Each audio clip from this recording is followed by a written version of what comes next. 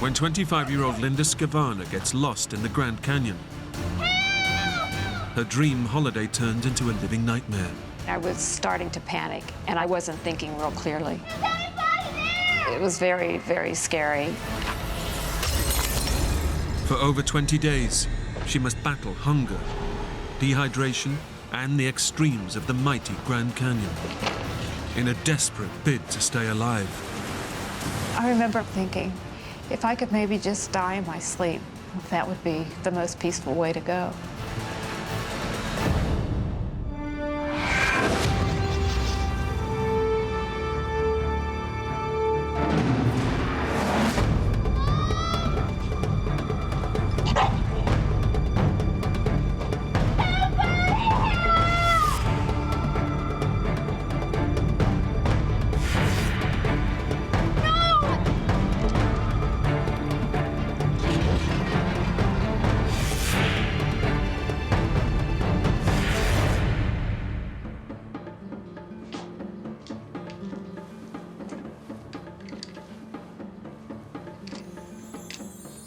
"25-year-old Linda Forney is preparing to set off on an epic solo driving trip.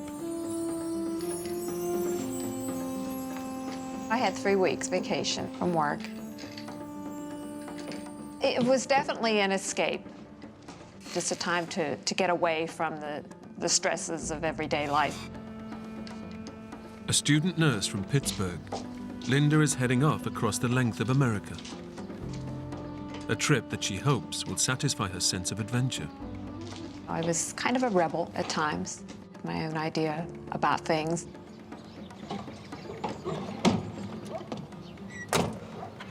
You know, when you're young and 25, the world doesn't seem so dangerous.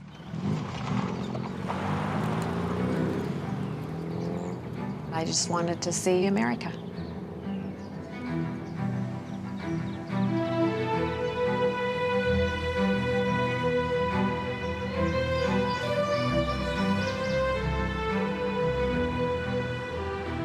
My plan was to drive 6 to 8 hours a day and then find a campground, pitch a tent, and sleep, and then set out early the next morning. And to keep her company on the trip, she's brought her best friend, pet dog Coco Jin. It was the first pet that I had ever had as a puppy. We were very, very attached. Definitely my child, my baby.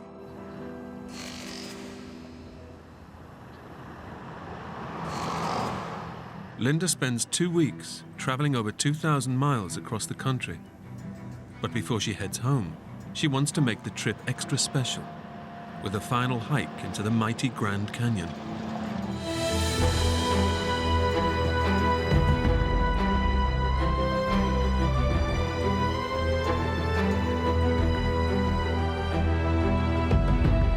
It was one of the places that I wanted to visit because it's one of the natural wonders of the world. The Grand Canyon is known as an epic tourist destination, but it's also a popular place for hiking. Come on. Before she heads off into the canyon, Linda stops off at a local store to buy postcards and let her family know that she's fine. On one of the postcards, I saw a set of waterfalls, and I thought, oh, you know, I'd like to see those. But I wasn't sure where you leave and what kind of a hike it was. Do you know if there are any organized tours to the waterfalls? No organized tours as such. If you drive up to the hilltop campsite, you can make your way down to the Supai village, and the falls are right down there. Okay, that's good. Thanks. So I wrote my postcards up, and I recall sending one off to my brother and sister-in-law.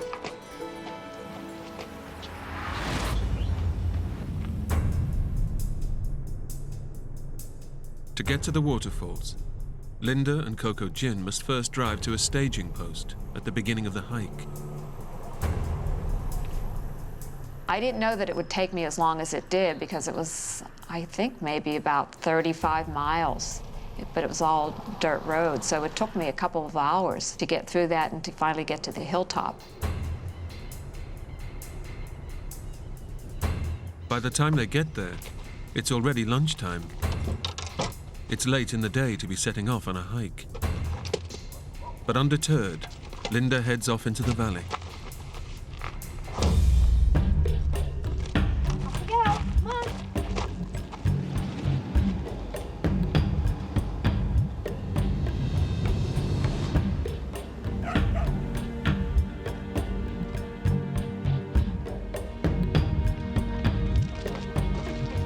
Yes, I was overwhelmed by the size and the enormity of it. It made me feel small.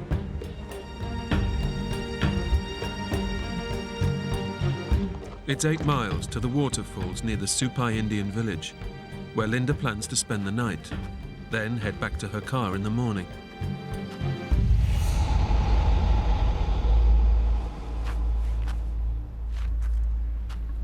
The heat makes hiking slow, and after a few miles, the trail becomes hard to follow.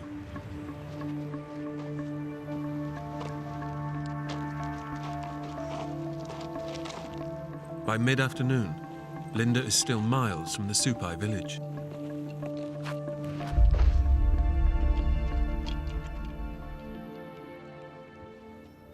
I heard sound behind me, and when I looked around, I saw that it was a mule train.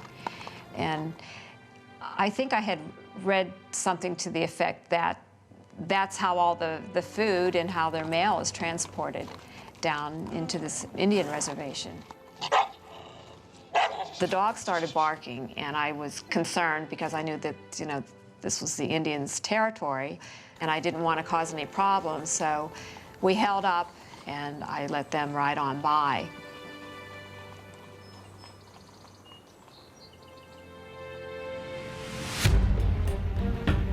But as the afternoon draws on, the trail appears endless.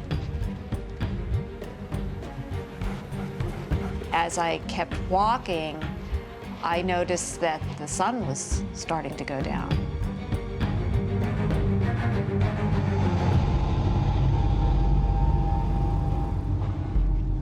With the light beginning to fade, Linda knows she has to get to the Indian village before nightfall.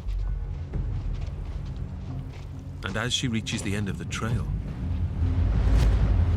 There was a sign. You can make your way down to the Supai village, and the falls are right down there.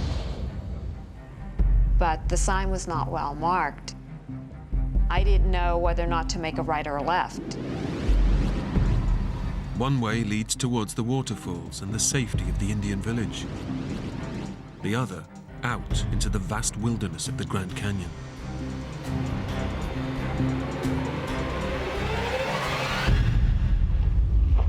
For some reason, I made a right-hand turn. Thinking she's heading towards the village, Linda heads off with Coco.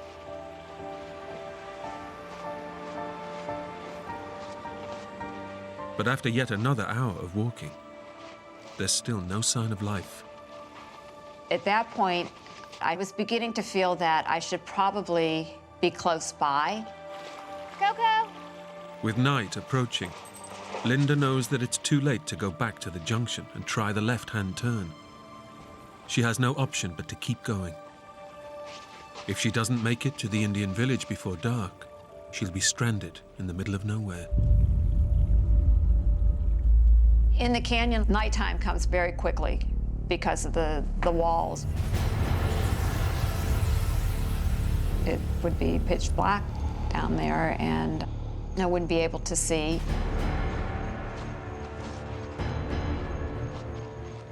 As I kept hiking and the sun was going down, that became a major concern.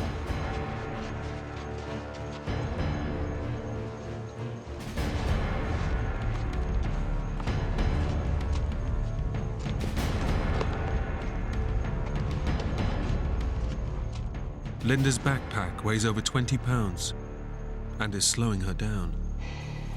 I knew I could make better time without it because it was beginning to feel very heavy on my back. Ditching the backpack will mean leaving behind her sleeping bag, food, and only supply of water. I would have nothing except, the clothes that I had on my back and a few items that I had in my purse.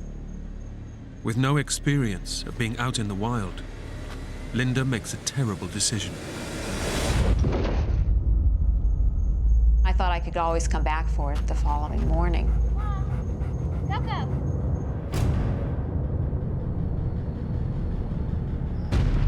My priority at that point in time was just to make it to the Indian reservation, make it somewhere safe before dark. Hello! But as night falls, Linda and Coco are just tiny specks in the vast canyon floor. Is anybody there? Yeah, I was totally alarmed with getting dark and not being where I needed to be. That was my realization that I wasn't on the right trail. And with the light fading, Linda has no chance of retracing her steps to her backpack. You start thinking about the worst sort of things that can happen Help! and just kind of overcome by fear. Is anybody there?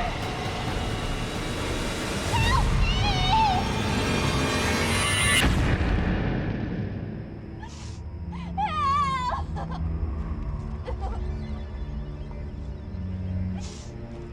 Help! The first night was devastating. It was very, very scary. You just can't see, other than the stars that are out. There's no artificial lighting of any kind. As the temperature on the canyon floor plummets, Linda is totally unprotected against the cold. In my backpack, I had my sleeping bag, and I had all my food supply and my water.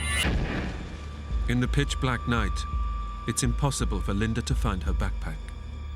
So without that, I really had nothing to protect me from the elements and nothing to sustain me. Her only source of comfort is her best friend, her pet dog, Coco Jin. Coco Jin just stayed by me. I was thankful to have him because we could cuddle up with one another, and he would offer some warmth. I cried off and on, I think, the entire night, just out of fear and not knowing what was going to happen to me.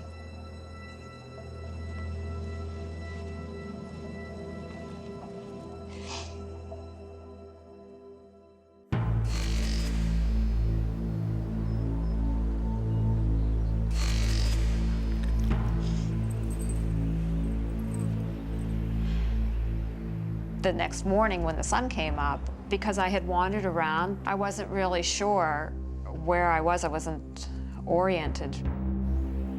During the night, Linda wandered off the trail and has now lost her bearings in the maze of the Grand Canyon Valley.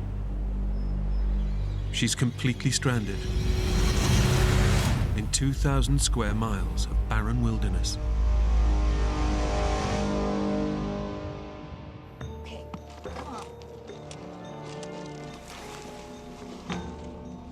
Linda has no option but to keep looking for a trail that will lead her to her backpack and out of the canyon to safety. But nothing looks familiar.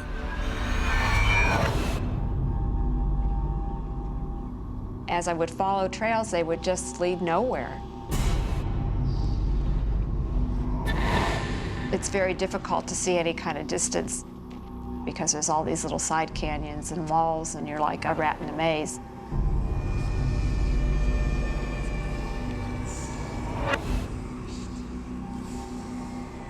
I kept hoping that I would see someone, which I never did, or that I would see a low-flying plane, but nothing. After hours of walking, all she can see is the relentless monotony of the canyon wilderness.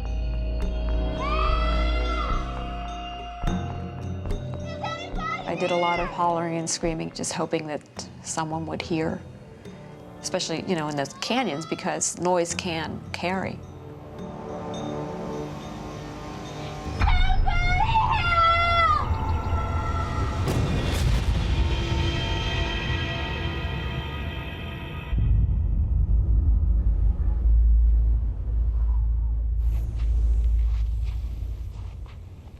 By mid-afternoon, the temperature in the canyon rises to over 100 degrees. And neither Linda nor Coco Gin have had a drop to drink in nearly 24 hours. I remember getting very, very hot. I was thirsty and I had nothing to eat or drink. My mouth was just terribly, terribly dry. In these conditions, human beings need around 2 gallons of water a day. My nurse's training told me that I needed to have water, that there was no way I was going to be able to survive without water. I knew I could live without food, but the water was going to be essential because it's so hot during the day down there. And I guess real fear set in at that point.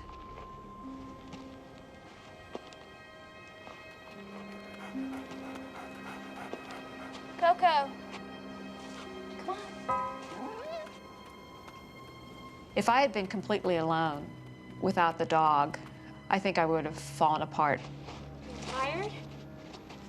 Pretty tired right now. I would talk to him. I'm sorry I got you into this, Coco. But we'll find our way out, you know, trying to keep positive. But by early evening, Linda realizes she and Coco Gin are still completely lost within the vast wilderness. I knew I was going to be down there another night.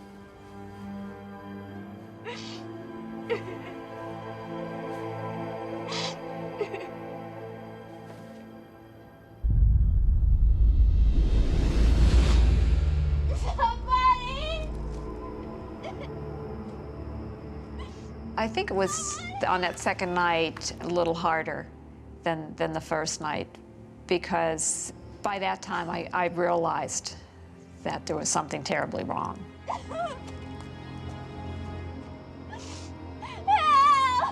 I don't think that I was as hopeful in regards to finding my way out. I think I was leaning more towards the fact that maybe someone was going to have to find me.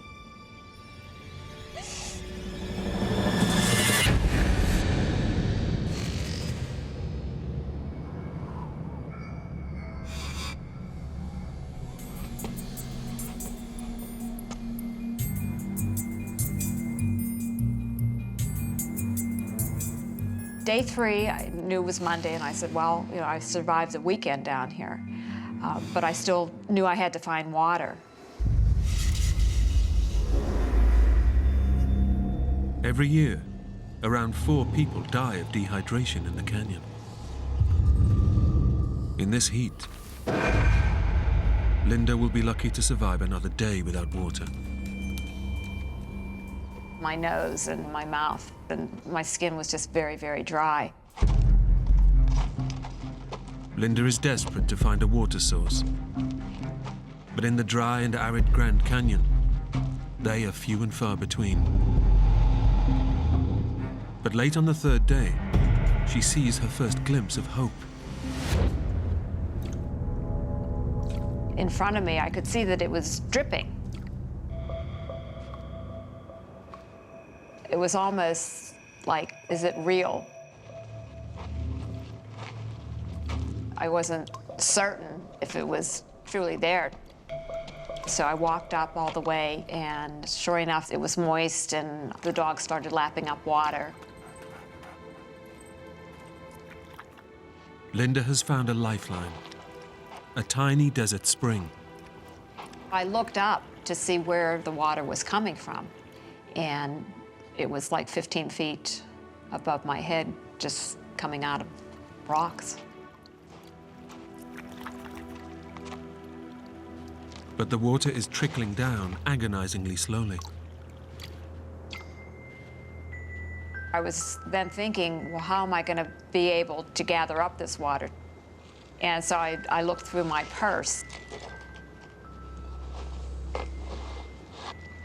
I did have this little plastic eyeglass case. It was one of the few items that was in my purse that was of any worth to me. I thought, well, if I could get that set up in between the small rocks, then after a period of time, I would be able to collect enough to get a cup that I could actually drink.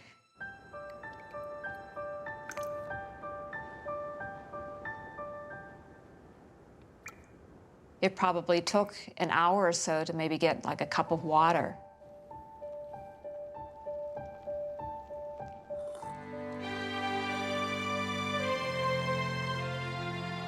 When your mouth is just so dry and you can barely talk, and then to have the moisture of the water and just knowing that that was going to possibly save my life, just sheer joy.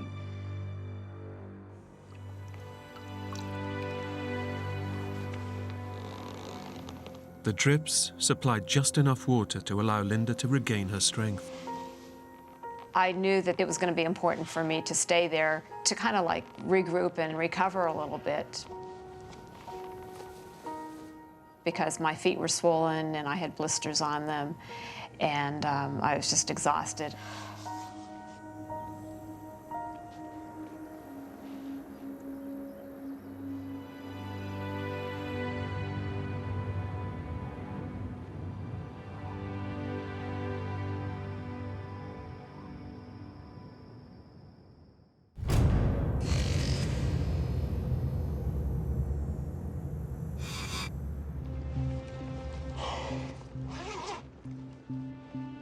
Finding the tiny water supply has given Linda hope. But the next day, she looks in her diary and makes a devastating discovery. I was due back on the 13th of August, so I knew I had at least another 10 days, a week and a half, before anyone would actually realize that I was missing.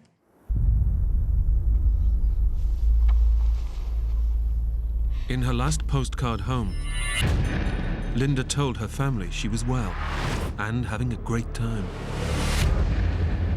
No one knows she's missing. If she's to have any chance of survival, the independent spirit that brought her here alone is going to have to get her out.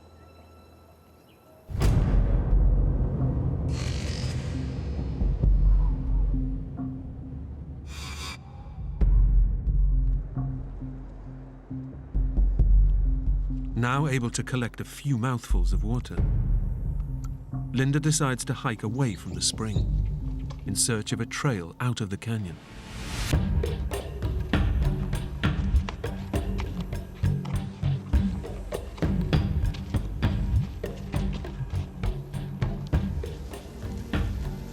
My new plan was to drink as much water as I could before I would set off that day, so I would be hydrated, and then follow a trail and see where it would possibly lead to. As long as I can retrace my steps and get back to my water supply, because I knew that that was paramount.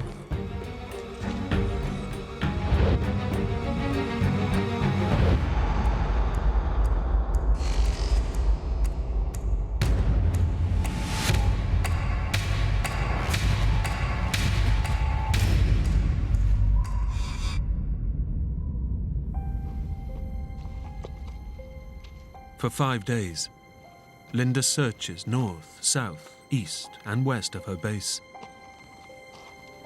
But each day ends in crushing disappointment. I might feel up in the morning with big plans to follow a trail and hope that that would lead me out, only to be devastated that it didn't lead anywhere, and I wasn't going to get out that day. Linda is trapped in the endless maze of the canyon, and she starts to believe she will never escape.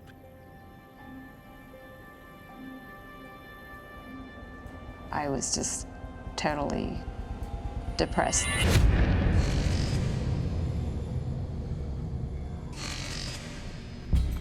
Throughout the ordeal, only her mental strength has kept her going. She has survived 12 days without food and very little water, and now her body is beginning to wither away. It's not like the hunger you go through, like if you've missed a meal or a couple meals, where you get that gnawing sensation in your stomach. That had come and gone. Having used up all of its fat reserves, her body is now eating itself away. I knew that I was losing weight just the way that my clothes were hanging on me. And I had a belt that I would have to adjust every couple of days so my pants would stay up. So I knew that the lack of food was taking a toll on my body. Without food, her meager water supply, and the companionship of Coco Gin Come on, Coco. are the only things keeping her alive. Coco, no! But when Coco knocks over 2 hours worth of carefully collected water, it's too much for Linda to bear. Stupid dog! I was annoyed, and I hollered at him, and he knew I was angry with him. Frightened by her outburst, Coco disappears into the canyon.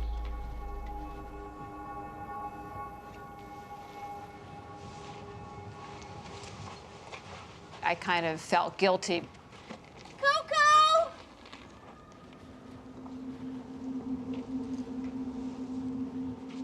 Terrified at the prospect of being left alone without her best friend, Linda is desperate to find Coco Gin. Coco!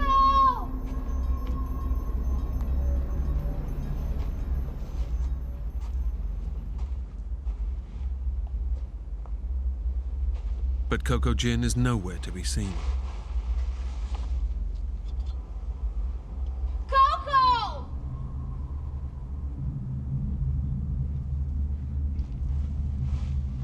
It gradually dawns on Linda that she might never see him again. I thought maybe once I got back there that night, he'd be waiting there for me. Coco!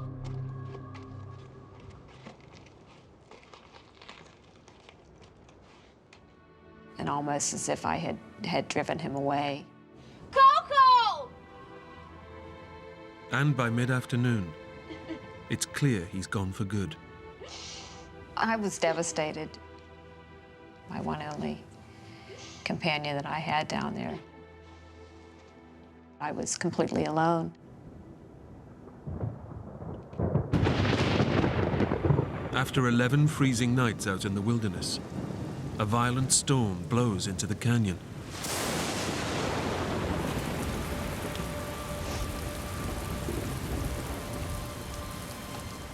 I built a shelter for myself in between two rocks that came out of the sand, and then I took some of the shrubbery around and built a little roof on top.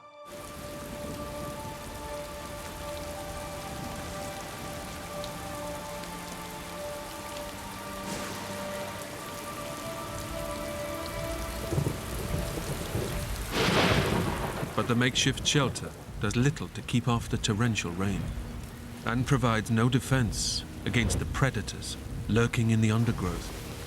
As I was trying to fall asleep, I heard some rustling.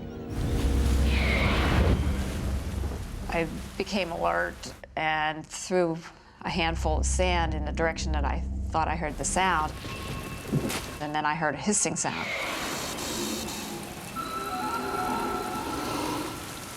Fearful of deadly rattlesnakes hiding in the bush, Linda is forced to abandon the shelter. It was one of the toughest nights. There was thunder and lightning and a lot of rain, and it was very frightening down there because I didn't have any shelter. I was out in the open. It was definitely cold, and definitely that was a concern, the hypothermia.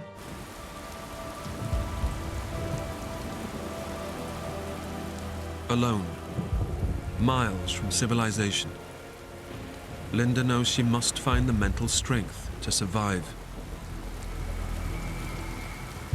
I started to think of ways to occupy my mind, and I said a rosary, and then I started to sing songs, just something to keep me occupied, to get me through that night.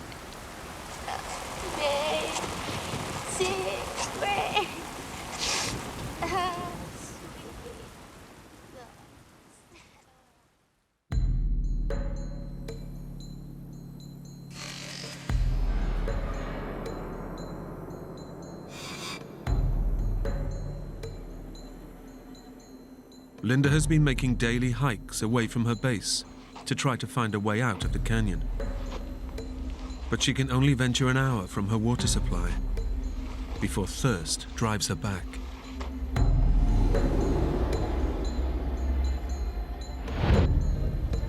I was trying to go under some of the rock hangings in order to keep cool. It was underneath one of those rock hangings that I noticed the bottle.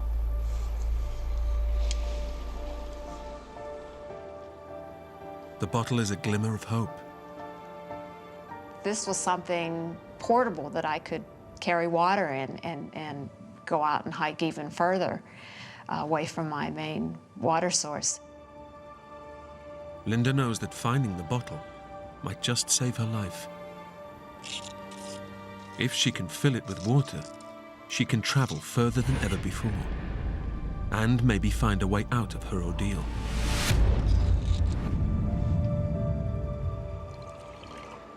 It was a process of hours to, get the plastic eyeglass case filled with water and transfer it into the vodka bottle.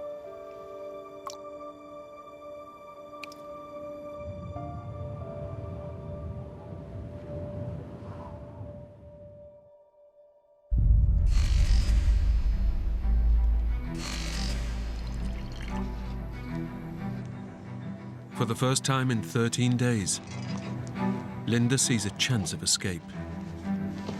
With the bottle full of water, Linda leaves the camp with no intention of returning. This time, she plans to just keep on going as far as she can.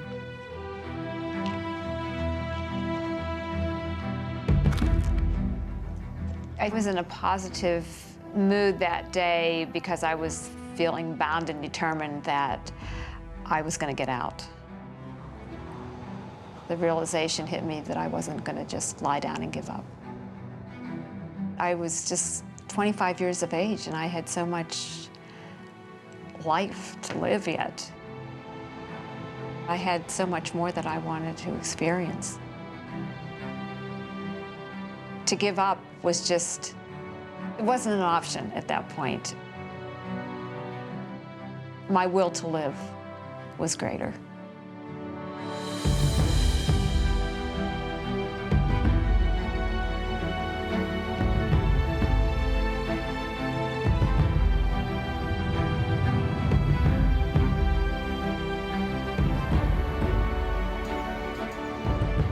But after 2 whole days of wandering, she's still trapped on the floor of the valley, unable to see above the sheer rock faces.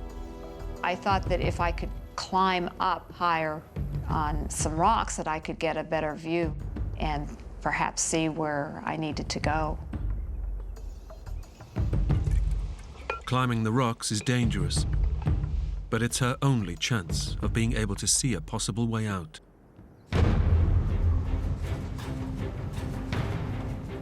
I risked falling and breaking an ankle or something like that. I didn't realize how weak I was because of the lack of food. My coordination wasn't as good as it normally would have been. I was looking for handholds and footholds. Plus, I had this purse hanging off me with the water bottle in it, so I was trying to be careful of that, too.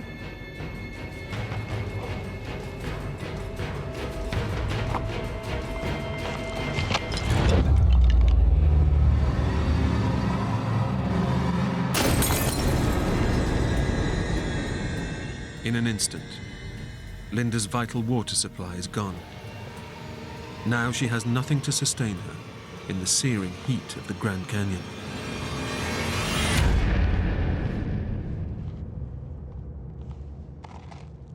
I was quite upset with myself, and then thinking that, well, now what do you have? You're away from your water source, and now you've dropped the only bottle of water that you had, and kind of back to square one again.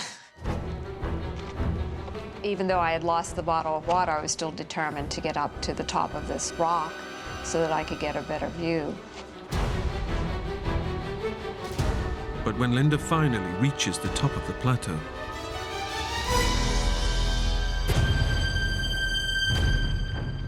she realizes her efforts have been in vain. I couldn't get much better view than I really had when I was on the canyon floor.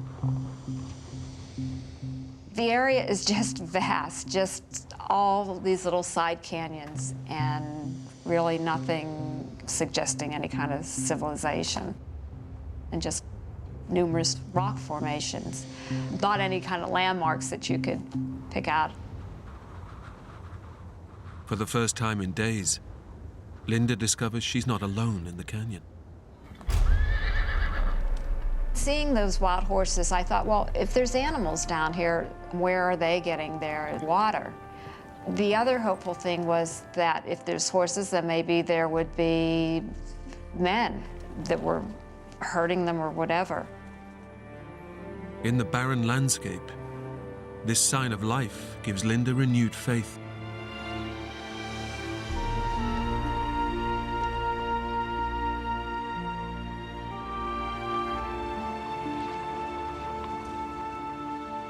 I mean, you start thinking strangely, perhaps I could even get a hold of one and ride it on out of the canyon. But I realized that was probably very unrealistic because you could only get so close to them and then they would run off. So I couldn't get probably within maybe 50 feet of them, if even that.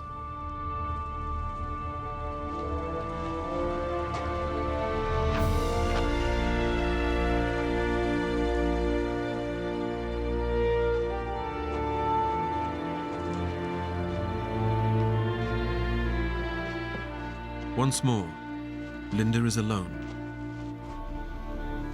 But following the horses has led her to a welcome sight. I noticed pools of water, and I remember looking at it and seeing little insects or whatever swimming around in it, and I thought, well, I don't really have any other choice except to drink it because that's the only way I'm going to survive. The water was kind of bitter, but it was wet, and I knew it would get me through another day.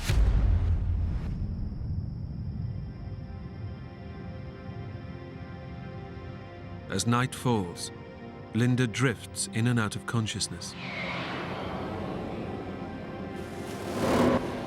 and is haunted by nightmares and fear. I had started having dreams of animals coming and eating out my eyes.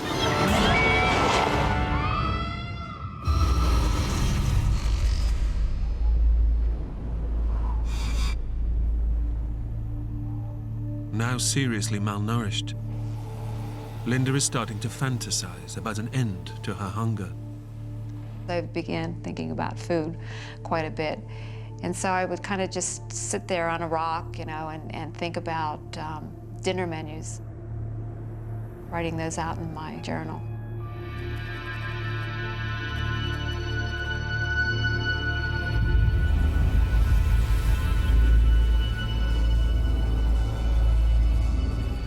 Spare ribs and potatoes au gratin, tossed salad, and cauliflower with hollandaise sauce. So kind of vicariously, I was eating through my menus that I would write.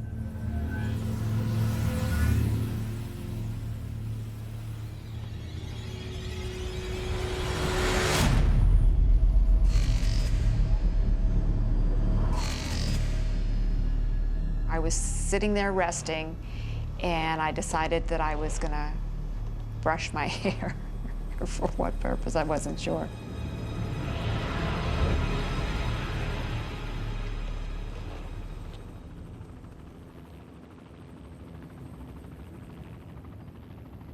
Almost 3 weeks after getting lost, Linda finally hears the sound she's been yearning for. I can hear the wings going around, and I knew it was close. Back in Pittsburgh, when Linda fails to arrive at work, her family finally realizes she's missing, and prompted by the postcard she sent them, they've triggered an aerial search of the canyon. It seems her ordeal is finally over.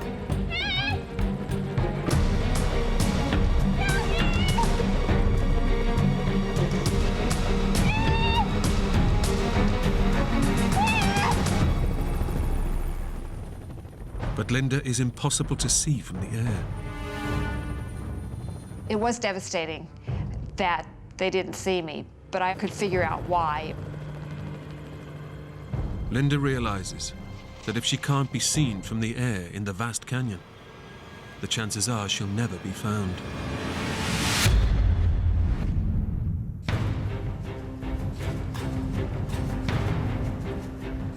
Linda's brother and sister-in-law have now joined the search. But when they arrive at the campsite that Linda began her hike from, they're greeted with a sight that fills them with foreboding. That's her car, right? Yeah. Linda's car has been broken into, but is still exactly where she left it almost 3 weeks ago. We were told that there was virtually no chance that Linda would be alive if she were lost in the canyons. There wasn't much chance we could even find her body.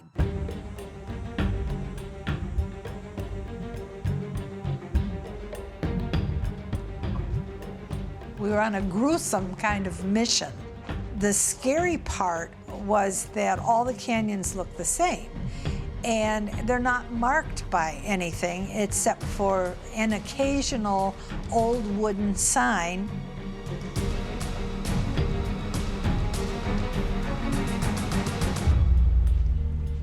They arrive at the same sign where Linda mistakenly turned right and out into the wilderness. Which way do you think? I don't know. Will Canyon? This way. Maybe. Linda's brother and sister-in-law turn left towards the Supai village and away from where Linda remains stranded in the canyon. I was afraid for Linda. The chance of survival after being lost in a place like that just seems so remote.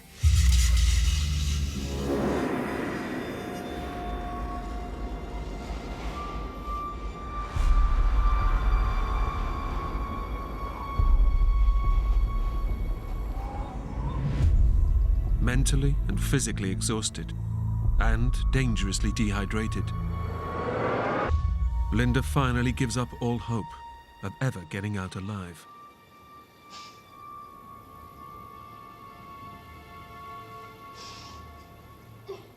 Now, death is her only way out. My priority was to find a place where I could just fall asleep and then hopefully die in my sleep.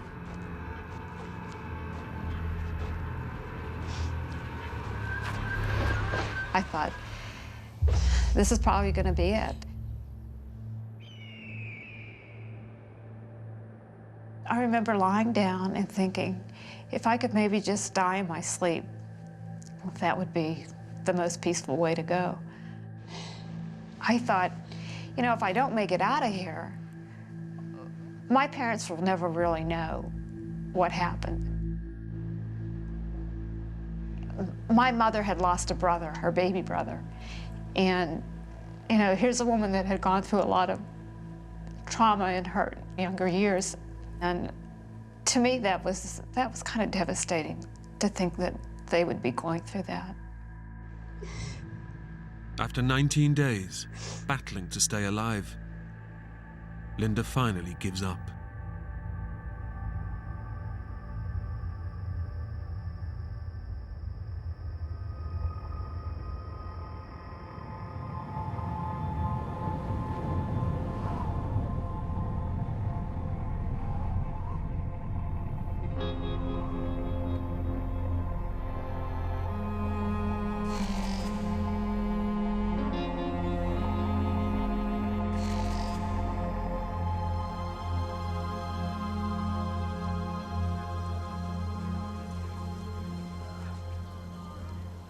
I heard voices. And it was almost like, is it a figment of my imagination or is it for real?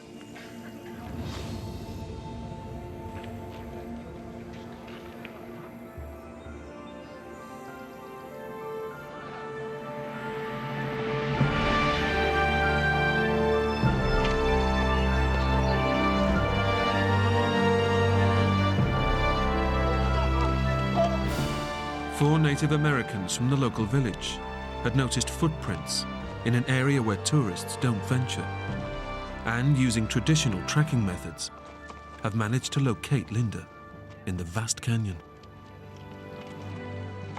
You could tell by the looks on their faces that they were kind of amazed to find me alive. It was just joyous.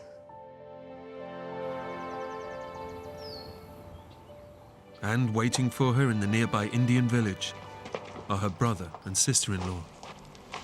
She looked wonderful and she looked horrible. She was skeletal looking and she was the color of bricks from the canyon soil. It was just very emotional. It was the best feeling in the world. The three of us just grabbed each other and put our heads together and just howled, really.